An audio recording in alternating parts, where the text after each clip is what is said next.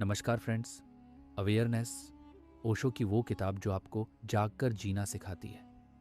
हम अक्सर सोचते हैं मैं तो फुली कॉन्शियस हूँ, मैं जो कर रहा हूँ वो सोच समझ कर रहा हूँ। ओशो कहते हैं ज़्यादातर लोग एक्चुअली आधे सोए हुए ही जी रहे हैं। हमारी लाइफ आदतों, रिएक्शंस और बिना सोचे किए गए एक्शंस से भरी होती है। हम चलते हैं, बोलते हैं, रिएक्ट करते हैं, लेकिन अवेयर होकर नहीं।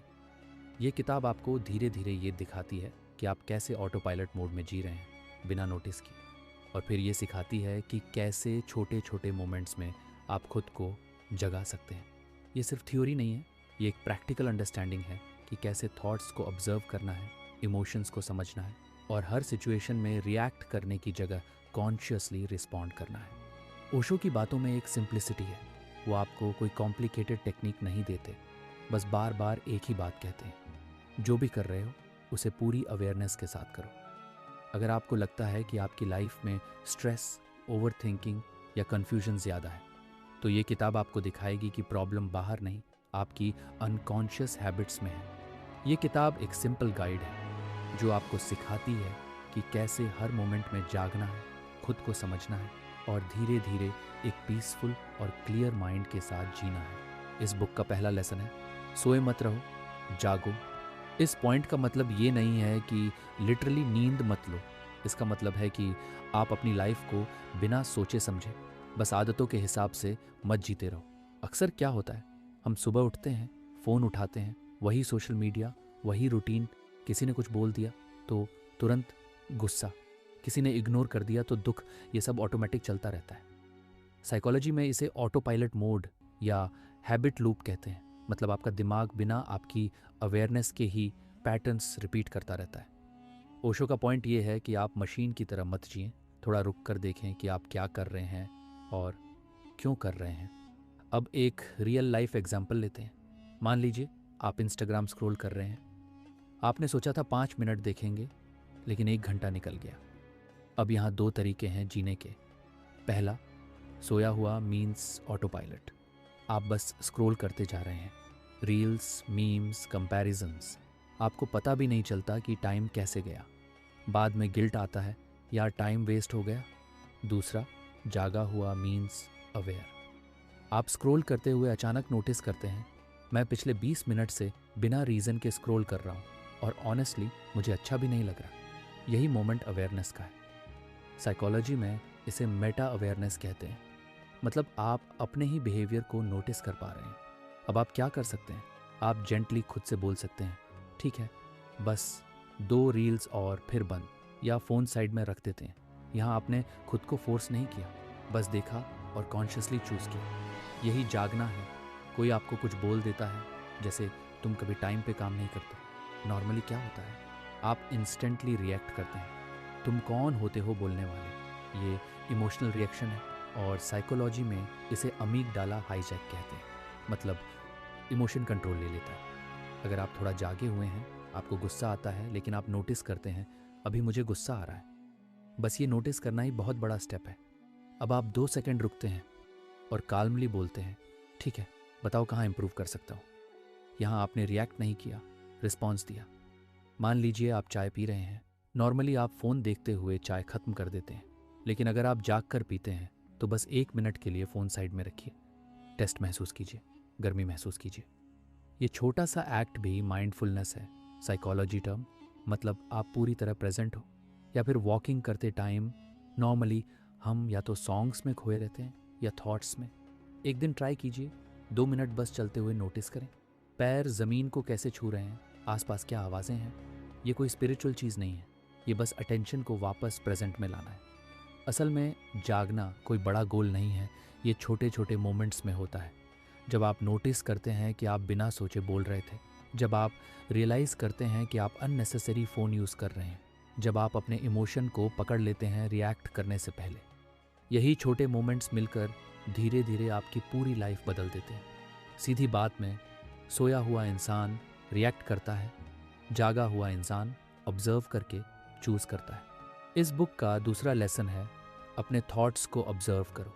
इस पॉइंट का सीधा मतलब है, आप अपने दिमाग में जो चल रहा है उसमें खो मत जाओ, बल्कि उसे ऐसे देखो जैसे कोई मूवी देख रहे हो। देखिए नॉर्मली क्या होता है, कोई भी थॉट आता है और हम तुरंत उसमें फंस जाते हैं। जैसे एक छोटा सा थॉट आया, यार मैं इनफ अच्छा नहीं हूँ, बस इसके बाद चेन शुरू, शायद लोग मुझे पसंद नहीं करते, मैं पीछे रह जाऊँगा, मेरी लाइफ ख़राब हो जाएगी। अब असल में हुआ क्या, एक थॉट आया था लेकिन आप उस थॉट के साथ बह गए। साइकोलॉजी में इसे कॉग्निटिव फ्यूजन कहते हैं। मतलब आप अपने थॉट्स को ही सच मान लेते हैं और उनसे चिपक जाते हैं। अब ओशो क्या कह रहे हैं? वो कह रहे हैं थॉट को पकड़ो मत, बस देखो।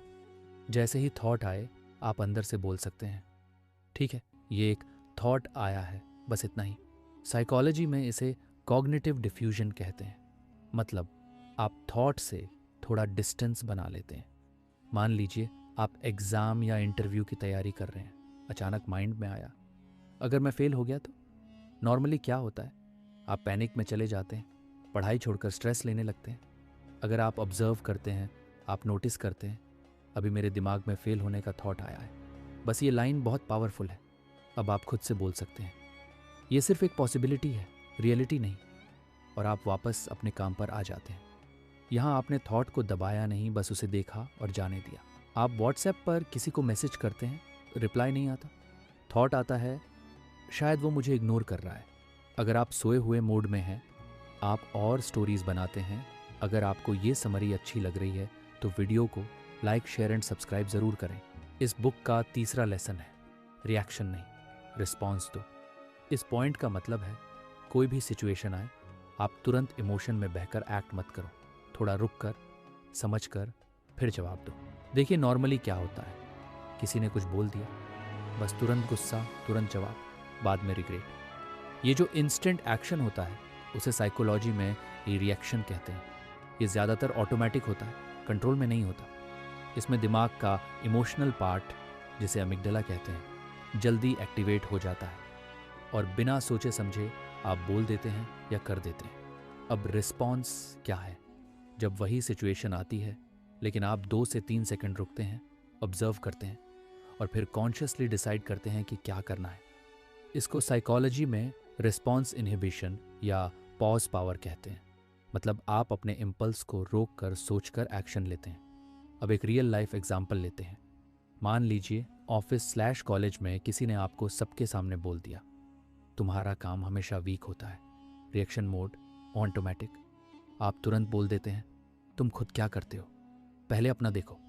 अब सिचुएशन और ख़राब हो जाती है। रिस्पॉन्स मोड अवेयर, आपको गुस्सा तो आता है लेकिन आप अंदर नोटिस करते हैं, अभी मुझे गुस्सा आ रहा है। बस ये अवेयरनेस ही गेम बदल देती है। आप 2 सेकंड रुकते हैं, फिर काल्मली बोलते हैं, ठीक है बताओ कहाँ इम्प्रूव कर सकता हूँ। अब देखिए वही सिचुएशन लेकिन आउटकम पूरी तरह अलग। एक और डेली लाइफ एग्जाम्पल, घर पर कोई क्लोज पर्सन, फैमिली/पार्टनर कुछ बोल देता है जो आपको हर्ट करता है। रिएक्शन, आप तुरंत टोन चढ़ाकर बोलते हैं, तुम हमेशा ऐसा ही करते हो।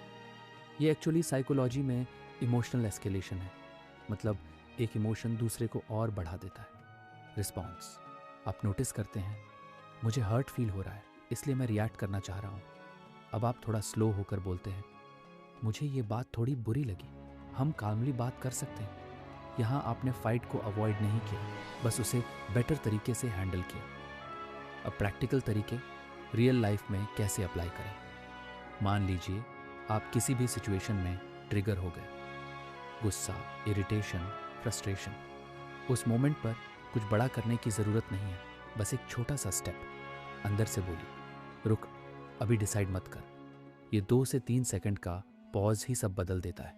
एक और सिंपल ट्रिक, जब भी इमोशन हाई हो अपना फोकस तुरंत बॉडी पर ले आओ, जैसे सांस पर। 1 से 2 डीप ब्रेथ्स ले लीजिए। ये कोई फैंसी टेक्निक नहीं है, लेकिन साइकोलॉजी में इसे ग्राउंडिंग कहते हैं। मतलब आप अपने दिमाग को काल्म कर रहे हैं ताकि वो क्लियर सोच सके। मान लीजिए आपको व्हाट्सएप पर कोई रूड मैसेज आया, रिएक्शन में आप तुरंत रिप्लाई टाइप करते हैं, सेंड करने वाले होते हैं। लेकिन अगर आप अवेयर हैं तो आप खुद से बोलते हैं, मैं अभी एंग्री हूँ, ये रिप्लाई बाद में भेजूंगा। और आप 10 मिनट बाद रिप्लाई करते हैं।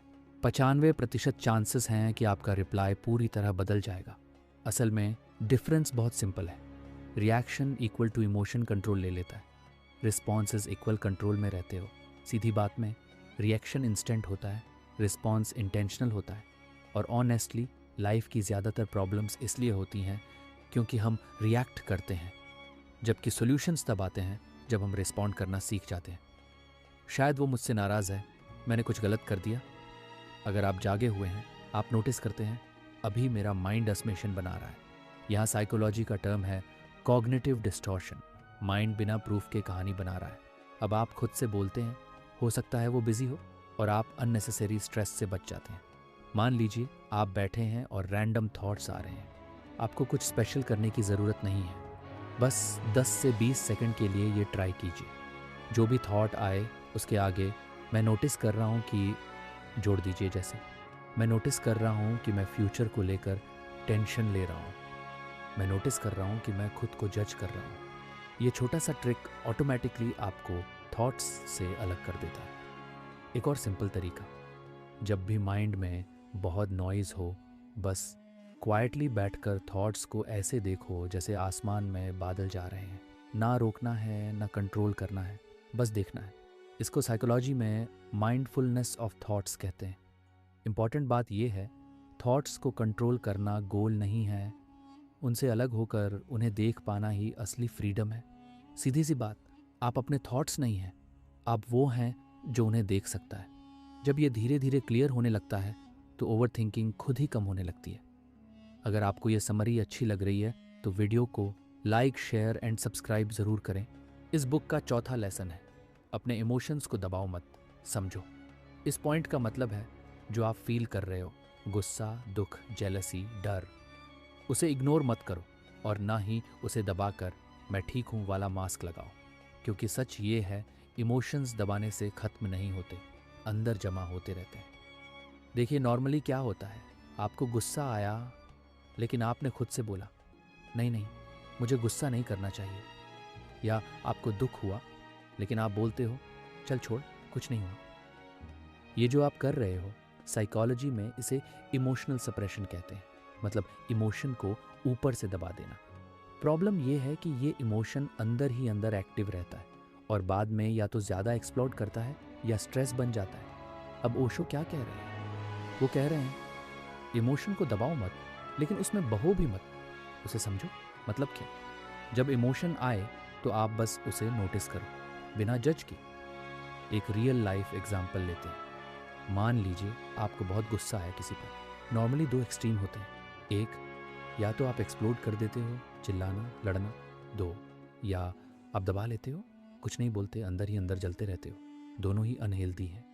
तीसरा तरीका जो ओशो बोल रहे हैं, आप रुकते हो और अंदर देखते हो, अभी मुझे गुस्सा आ रहा है लेकिन क्यों? आप थोड़ा ऑब्जर्व करते हो, शायद मुझे डिसरिस्पेक्ट फील हुआ इसलिए ये गुस्सा है। यहाँ आप इमोशन के पीछे का रीज़न समझ रहे हो। साइकोलॉजी में इसे इमोशनल अवेयरनेस कहते हैं। मतलब आप सिर्फ इमोशन नहीं फील कर रहे, आप उसे समझ भी रहे हो। अब क्या होता है, जब आप इमोशन को समझ लेते हो तो वो ऑटोमेटिकली थोड़ा काल्म होने लगता है। फिर आप काल्मली बोल सकते हो, जब तुमने ऐसा कहा मुझे बुरा लगा। ये सप्रेस भी नहीं है और एक्सप्लोड भी नहीं, ये हेल्थी एक्सप्रेशन है। एक और डेली लाइफ एग्जाम्पल, मान लीजिए आप किसी से कंपेयर करके जेलस फील कर रहे हैं। नॉर्मली क्या होता है, आप खुद से बोलते हो ये गलत है, मुझे जेलस नहीं होना चाहिए, या आप खुद को डिस्ट्रैक्ट कर लेते हो। अगर आप समझते हो, आप नोटिस करते हो, ठीक है मुझे जेलसी हो रही है। फिर आप थोड़ा डीपर देखते हो, शायद मुझे भी वैसा ही सक्सेस चाहिए, इसलिए ये फीलिंग आ रही है। अब जेलसी एक प्रॉब्लम नहीं रही, वो एक सिग्नल बन गई कि आपको क्या चाहिए। साइकोलॉजी में इसे इमोशन एज इंफॉर्मेशन कहते हैं। मतलब इमोशंस आपको कुछ बताने आते हैं, प्रॉब्लम बनने नहीं।